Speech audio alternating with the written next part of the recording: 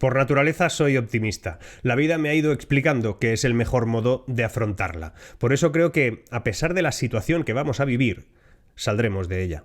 No comparto el mensaje de que se acaba el mundo, tampoco el de que vamos a colapsar globalmente. Eso no va a pasar, o como mínimo necesito pensarlo así. Otra cosa es que venga un invierno duro, que las decisiones políticas nos compliquen la existencia, o que, de un modo derivado, sus señorías acaben por empobrecernos a todos un poco más con la excusa de la situación que viene. Subida de impuestos a destiempo, incrementar los costes sociales, malgastar los fondos europeos o, si me apuras, mantener el cloroformo para desayunar, son las cosas que sí me preocupan. Y me preocupan porque generar empleo, hacer crecer un negocio y ayudar a que crezca el de tus clientes no es sencillo si desde la administración solo se mira hacia un ombligo gigantesco e ineficiente. No coincido con los que anuncian el colapso económico, pero creo que si no se analiza bien el presente y se ejecutan bien los planes, un país como este puede pasar de la tabla media a la zona de descenso. Le ha pasado a otros países antes, le puede pasar a este también ahora. De eso va este vídeo, de que se está planteando mal, que no se está haciendo algo que podría ayudar a que esto no pasara. También al final te listo algo interesante que hacen otros países y que se podría imitar.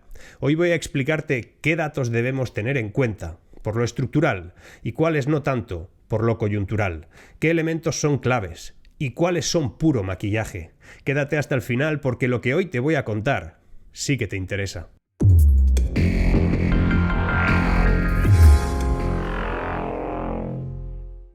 Se van a aprobar unos presupuestos generales del Estado que son de cartón piedra. Se basan en cifras que no se van a cumplir. Por ejemplo, las cifras del gobierno, las que esperaban un crecimiento del consumo de los hogares cercano al 8%, se ha traducido en una reducción del 0,5%. Todas las cuentas a partir de ahí quedan desfasadas. Da igual si las aprueban, eso es fácil, solo tienen que ponerse de acuerdo como mínimo 176 diputados. El problema es que la matemática es dura para esto. Si no ingresas lo previsto, no llegas. Entonces, los que defienden la viabilidad de estos presupuestos, la ley más importante que se puede aprobar, te dicen que las cifras van a ir mejorando, especialmente en el empleo. Pues vamos a ver si eso es así o no lo es. El paro registrado en las oficinas del Servicio Público de Empleo Estatal bajó en 734 personas en el mes de octubre, un 0,02, según esas cifras que publicó el Ministerio de Trabajo y de Economía Social. Destacan, además, que aunque el descenso sea de menos de 1.000 personas, es cierto que se trata de un dato absolutamente excepcional, pues es la primera vez que el paro baja en el mes de octubre desde 1975. Y además, en términos desestacionalizados, el paro registra una reducción de 80.000 personas. Pero hay que recordar que este dato de paro de octubre no incluye a los trabajadores que se encuentran en suspensión de empleo o reducción horaria como consecuencia de un ERTE, ya que la definición de paro registrado no los contabiliza como desempleados. Por lo que habría que sumar como mínimo otras 190.000 personas que siguen atrapadas en un ERTE. Pero lo importante no es tanto si esos datos son exactos, esconden cifras o sencillamente responden a una mejora del mercado laboral, sino que estos datos deben cruzarse y analizarse con el resto de cifras económicas, porque, como sabemos, solo el 10% de los nuevos contratos son indefinidos, algo que, obviamente, es síntoma de que aunque el tema laboral va arrancando, la economía no lo está haciendo al mismo modo. O dicho de otra manera, el empleo creado no es tan bueno y la economía lo irá percibiendo a medio plazo. Piensa que el paro disminuyó en octubre en casi todos los sectores. Solo subió en la agricultura con un 5,1% y, ojo, en el colectivo sin empleo anterior, donde el paro aumentó un 0,6%. Además, tenemos un problema. El desempleo entre los jóvenes menores de 25 años sigue subiendo, un 2,3% más en octubre. Resulta que la economía española no está consiguiendo despegar después del enorme boquete que le dejó la pandemia en el tercer trimestre del año.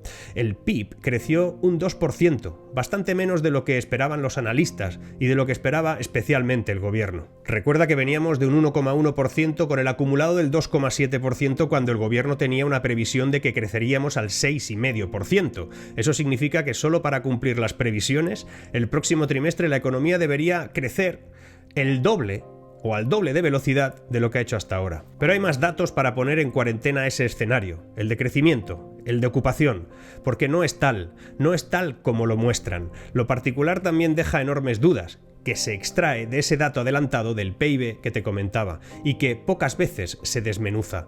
El consumo de los hogares cae un 0,5%. Caen prácticamente todos los motores que hasta ahora funcionaban relativamente bien y solo está tirando lo que es el sector exterior. Imagina un avión de 4 motores.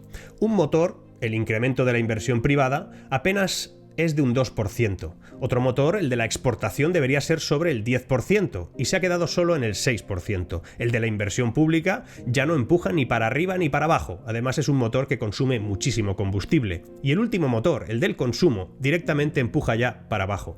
Es decir, la economía, la composición del PIB es un avión donde 2 motores apenas empujan hacia arriba, otro combustiona mal y otro empuja hacia abajo. Y los aviones pueden volar con 2 motores, pero no suelen ir muy lejos, suelen buscar un aeropuerto cercano. Supongo que se entiende la metáfora. Y ahora déjame recordarte que si no estás suscrito ya tardas, que cuando te sale un anuncio es un buen momento para comentar y darle like, que compartas este enlace con quien creas que debe saber que tras los datos hay mucho que analizar. Ah, y como estoy preparando un vídeo muy interesante sobre la renta básica universal, que está teniendo tela, dale a la campanilla para estar avisado en cuanto lo suba. Pero volvamos a los datos, que son datos que vamos conociendo. Más allá de los del PIB, también aportan más dudas sobre la fuerza de esta recuperación otros aspectos. Porque ya sabemos cómo la evolución del comercio en el mes de septiembre sigue en esa misma línea, porque las ventas están estancadas y porque el consumo del comercio incluso cae ligeramente. Fíjate, las ventas del comercio minorista cayeron en septiembre un 0,1% en comparación con las cifras de hace un año y a pesar de mejorar la tasa interanual, con respecto a agosto ya son 2 los meses en negativo. Ojo a esto, porque se habla de que el consumo lo está reactivando todo, pero el consumo empieza a frenarse. Lo curioso es que, ¿cómo afecta al empleo todo esto? Pues según los datos del INE, la ocupación en el comercio al por menor aumentó en septiembre casi un 3% interanual. Es decir, se crea empleo a pesar de no crecer. Es como muy raro. Comercio estancado y el turismo también sigue muy por debajo de su velocidad crucero. Está muy lejos. Es verdad que el turismo nacional repunta, pero el extranjero sigue bajo mínimos. Así que tenemos estos datos. En lo general, la economía acelera, pero mucho menos de lo deseable y de lo esperado. Y en lo particular, comercio estancado y turismo recuperándose. Todo eso son los datos que le abren un problema al gobierno y especialmente a las empresas. Es prácticamente imposible que se cumplan las previsiones con las que trabaja el Ministerio de Asuntos Económicos. Los presupuestos que se están debatiendo estos días en el Congreso y que recibirán el beneplácito de un buen número de partidos son una pantomima. No se podrán cumplir. Se basan en un dinero que no tendremos, en unos tributos que no se podrán pagar, en un crecimiento que será muy menor al previsto. Y esto al final es suicida. No todo vale, no todo puede ser deuda. A eso me refería al principio. Uno es optimista, pero cuesta. No te ayudan demasiado.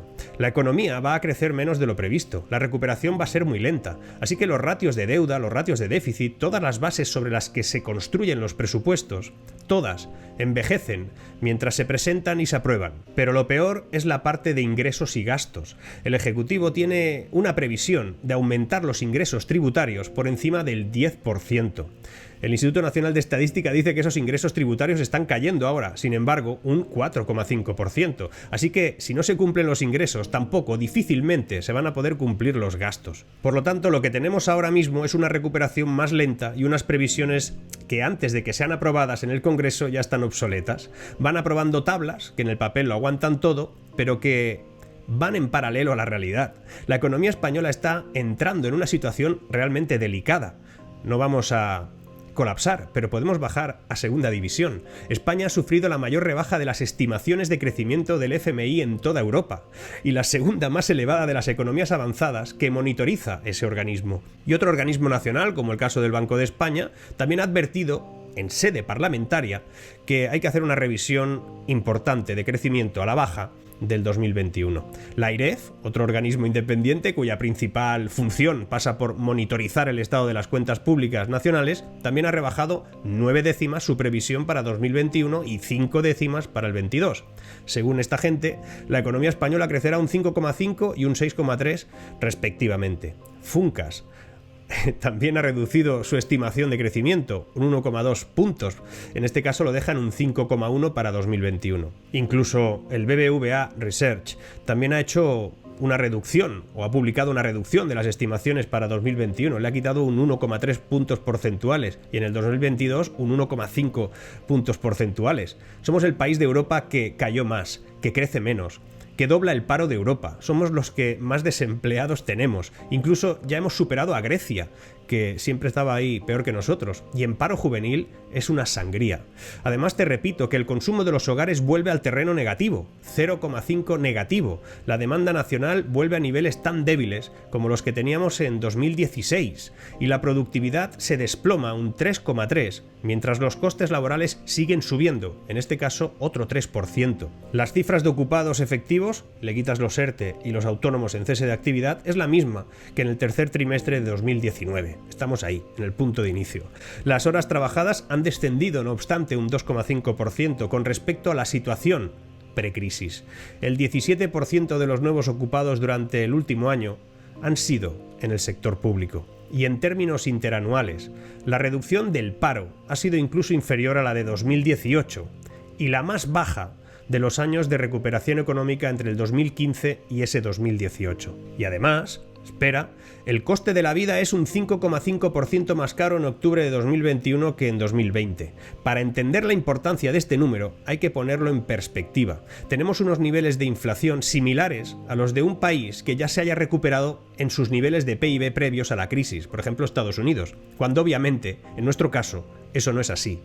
Los precios industriales además subieron un 5,2% el pasado mes de septiembre, en relación al mes anterior. Su mayor alza mensual desde febrero del 75. Ha marcado un máximo histórico en 44 años. Eso se va a repercutir en todo. ¿Y quieres algo más? ¿Para que te cortes las venas? El gobierno de España solo ha sido capaz de ejecutar un 22% de los fondos europeos previstos para este mismo año, según el BBVA Research. Es curioso, el único organismo que mantiene sus estimaciones de crecimiento económico para 2022 es el gobierno de España, confiando en los fondos europeos y a una deuda infinita que parece que nadie tenga que pagar. ¿Qué puede salir mal? Y a todo esto te preguntarás, oye, ¿qué podemos hacer? ¿Alguna solución? Pues se me ocurren cosas que de manera urgente se podrían aplicar como hacen otros países. Te decía al principio que hay en quien inspirarse, sobre todo la de atraer inversión y talento de fuera para modernizar la economía, que se haga con inversión y generando confianza en el exterior. Y para que no me digan que siempre comparo con Irlanda, como viví allí 7-8 años, pues es un punto de referencia, y que además me dicen que no es un buen ejemplo por sus temas fiscales y otras cosas, pues nos vamos a mirar en otro más cercano, mucho más parecido y homologable, a Portugal. Y de Portugal vamos a hablar. Mira, las medidas urgentes para reactivar la economía parten siempre de facilitar el negocio y no de complicarlo, de generar riqueza antes de ponerse a repartirla. Quien reparte antes de ingresar solo reparte miseria. Las medidas para atraer la inversión no se parecen mucho en Portugal a las que aplicamos en España. Fíjate, Portugal todavía se está recuperando de la crisis financiera de 2008 y necesita urgentemente que los extranjeros vivan, trabajen y gasten dinero allí para que ellos se puedan recuperar. Es por eso que buscan ser atractivos para esa inversión, que el Portugal de hoy busca atraer recursos, sobre todo de alta tecnología, motivando a los trabajadores con beneficios favorables a través de un programa llamado NHR.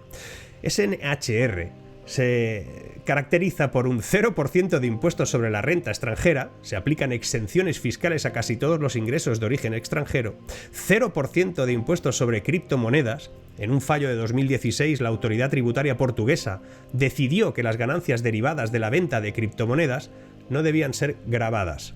Un 0% de impuestos sobre dividendos, es decir, los dividendos de origen extranjero están gravados al 0%, 0% sobre el patrimonio. A diferencia de muchos países europeos, hay un impuesto sobre el patrimonio del 0% en Portugal.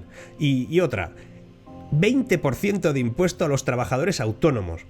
Máximo. El trabajo por cuenta propia y las profesiones de alto valor se gravan solo, como máximo, al 20%.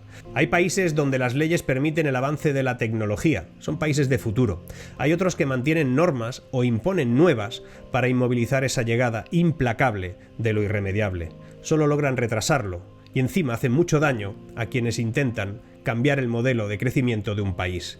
Mantener estructuras económicas de escaso valor añadido, fácilmente sustituibles, que además generan una escasa complejidad económica, lo que provocan es que tienes a mucha gente ocupada con sueldos muy bajos, que al final lo pagamos todos, y además retrasa el hecho de que se innove, se genere un nuevo modelo de crecimiento y podamos aspirar a un futuro mejor. ¿Cómo lo ves?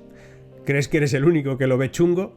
Pues déjame terminar con una historia que igual te hace gracia. En una ocasión, un senador romano propuso que los esclavos llevaran brazaletes amarillos, porque según él, estos esclavos se habían hecho tan ubicuos que ya no había manera de distinguirlos de la ciudadanía. Su idea fue rechazada por el Senado, con la razón de que, si los esclavos supieran cuán elevado es el número de ellos, podrían acabar con todos nosotros. Pues quienes nos gobiernan y los que quieren gobernar piensan de un modo parecido. Se aprovechan de que no nos ponemos ningún brazalete amarillo. Espero que te haya gustado el vídeo de hoy. Dale al like. Hasta pronto.